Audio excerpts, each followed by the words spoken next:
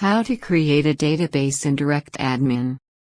We assume you have already logged into your DirectAdmin account. In the Account Manager section, click MySQL Management.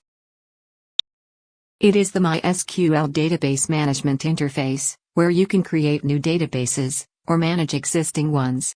Click Create New Database.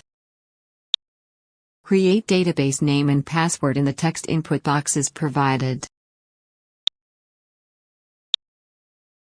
You can have the same database name as a database user, or have a different database user. For a different database user, uncheck this box and enter the new database user in the text input box. When ready, click Create Database. Copy and save these listed values you will need, if connecting to this database from a script or program.